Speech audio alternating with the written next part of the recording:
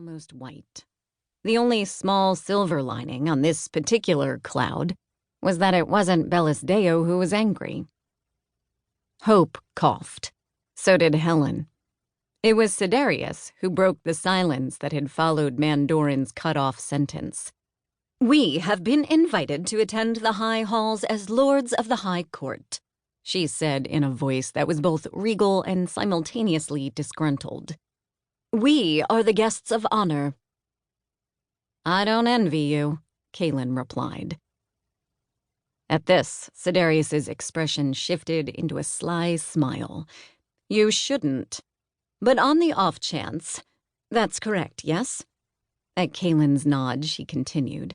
"On the off chance that you do, you'll be delighted to know that you are also invited to attend."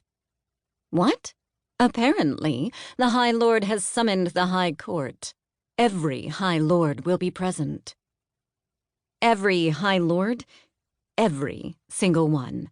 This would, of course, include you and Lord Severn." Kaylin muttered a few choice Leontine words. Mandorin laughed. Even Anarian chuckled. "We've been asked," Sidarius continued, "if there are any significant allies, those are the exact words, that we would like to honor with an invitation. Invitations of that nature are, of course, free to be declined."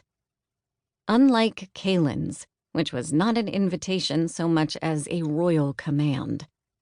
As one, all eyes, even Tila's, turned toward Bellusdeo. "You can't be serious," Kaylin snapped. "It will take time for the lords to gather," Sidarius replied. Tyranno at the same time said, "Of course we're serious." The collision of words appeared to stop neither of them.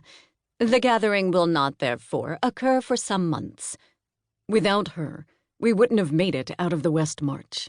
"You weren't trapped," Sidarius then said to Tyranno. "We were." Tyranno snorted and rolled his eyes, which were a shade of blue that only the cohort could achieve. Kaylin dared a glance at Bellusdeo. Her eyes were orange. The mortal hawk shoved food into her mouth at record speed before escaping the breakfast table. "You are such a coward," Bellusdeo said when they'd reached the relative safety of the street. The roads in and around Helen were sparsely populated at the busiest of times, which this wasn't. They would soon join roads that were crowded at the slowest of times, but Kaylin was dressed for the office. The hawk emblazoned on her tabard encouraged people to make space. Had Bellusdeo hit the streets in her draconic form, she'd have cleared far more of it. But some of that space would be created by panic, and panic could cause both accidents and the type of traffic congestion that caused the swords to investigate. Also, it was illegal. "It's not cowardice," Kaylin replied, scanning the windows of the buildings above ground level. "Want, would you call it? Wisdom. Oh, please. There's no point in arguing with them now. Sidarius thinks it'll be months before this ridiculous command performance occurs. We have months to attempt to talk her out of expressing any appreciation or gratitude." Ugh. "You know they're grateful. This isn't about gratitude.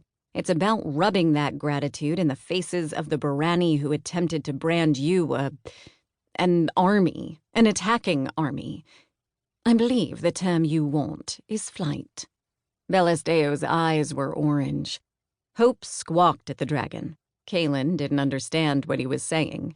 Bellusdeo did, but her eyes didn't get any lighter. "You know as well as I do," Kaylin said, emboldened by Hope's entry into the discussion, "that this is not the time to visit the High Halls. I'm not sure the Emperor has ever been a guest there. We visited the halls, more or less, when they came under attack, and the Barani needed our help. From the outside, no one invited the Dragon Court in." The chorus of Barani voices that sometimes offered entirely unasked-for opinions on the inside of her head maintained their silence for half a beat.